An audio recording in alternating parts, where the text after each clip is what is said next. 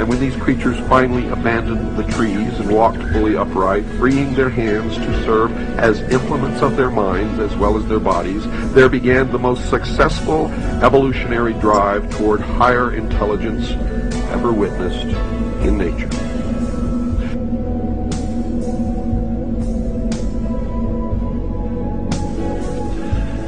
Now notice, Lucifer was called the son of the morning star. He was also called the morning star, and there is a great mystery here, because Christ also called himself the morning star. But I have been told by those who have been initiated in the mystery schools that Christ and Lucifer are one and the same being. What you believe, of course, is your own business, and is not my intention to make you believe anything, but rather to impart to you what I have learned over many, many years of study into the secrets of those who worship the ancient mystery religions in secret for thousands of years.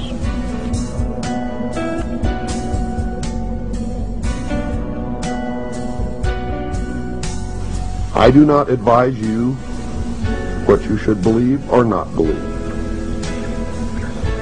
But I do advise you that we all need to learn as much as we can about everything that we can, because one thing I have learned in my life is that most of what we have ever been taught has been a lie. And that whoever these people are, who are the priests, the adepts, the initiates, and the mystery schools, they are in control, and they are shaping the future, and that future will affect all of us, so we had better learn as much about them as we can. One of the brilliant things about Bill was that he was able to fluidly switch between when he was reading to when he was commenting, so that sometimes it was imperceivable. He had such a fantastic grasp of the English language that he could speak to you almost the same way that these ancient texts did. We have to be very careful about how we interpret what we read, especially the Bible. And I'll tell you why. When I research these secret societies, and I research the Bible, and by the way, I'm a Christian, so if you're a Christian, don't think I'm knocking your religion. I'm not. I'm just telling you what I found. I have found that at the very heart and core of all these secret societies lurks the Kabbalah. The Kabbalah is the ancient Jewish mysticism. It is a method of encoding information through a system of mathematics and numbers. It is some of the most ancient knowledge that man has ever possessed, and has been kept secret and given only to those who have proven themselves worthy through the process of initiation. Nobody knows where it comes from. I can tell you this, it was there long before the Jews came along. The Jews just took it and preserved it, and they passed it down, and it's used by everybody, because it's at the heart and core of the secret knowledge, the metaphysics, the real science that none of us know anything about. These people that belong to the secret societies never dared to write down in any language what they knew, what it was that they were guarding, because then someone could steal it, and then the secret would be out. So they devised secret systems of encoding the secrets of the ages, the knowledge, the hidden knowledge, the occult. Now, occult doesn't mean evil. It doesn't mean the devil. It doesn't mean Satan. Occult means hidden. It means hidden. That's all it means. So they took this knowledge and they made it occult through a system of encoding, encryption, one of which is mathematics, numbers. Another is architecture. Everybody wonder, why do they have a fraternal organization called the Freemasons? Aren't those the guys that build walls? You bet they do. But every wall they build contains the secrets that have been kept and maintained throughout the ages, and it's encoded in the architecture and in the measurements of the buildings and in the mathematical formulas used to derive the geometry, the shape, the length and breadth and height of rooms. It's all encoded there. The very word secrecy is repugnant in a free and open society, and we are, as a people, inherently and historically opposed to secret societies, to secret oaths, and to secret proceedings.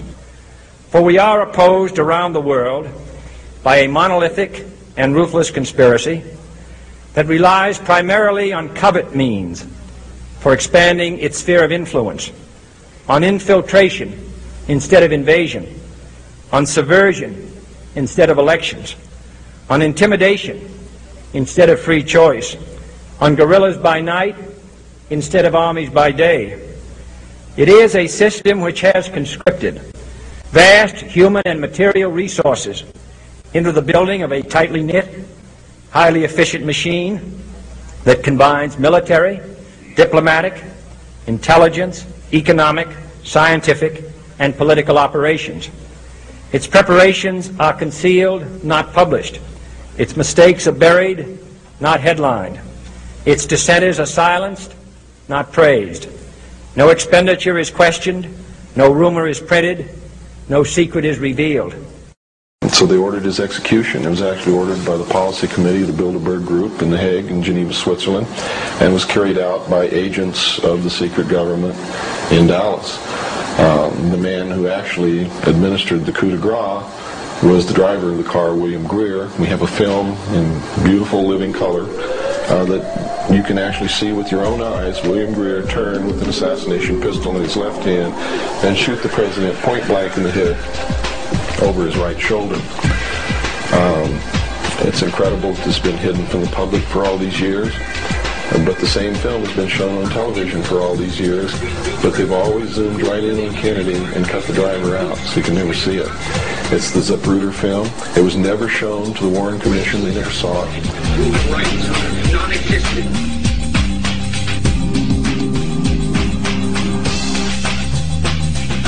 They are the agents in repressive society, and we are their unwitting accomplices. More and more people are becoming poor.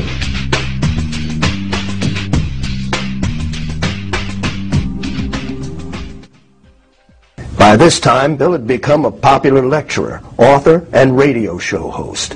His shortwave radio program, The Hour of the Time, could be heard 5 nights a week throughout the world.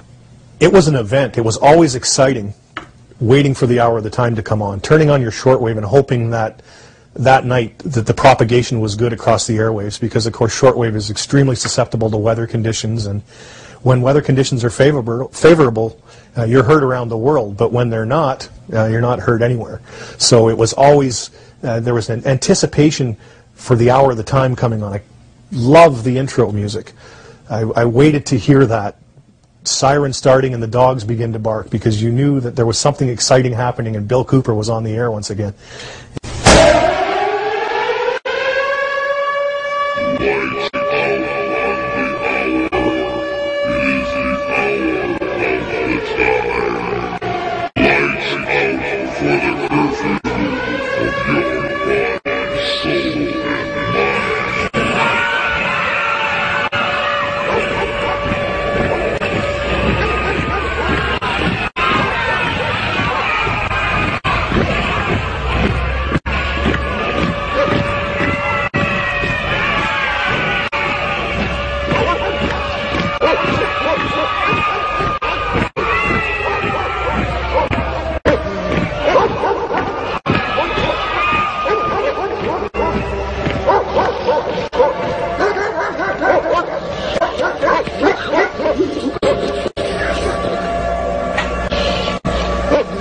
You're listening to The Hour of the Time. I'm William Cooper. For the first time in the history of the world, man was free. Literally, a king and queen in his or her own right. Over the years, that promise has extended to many other peoples. That promise eliminated slavery.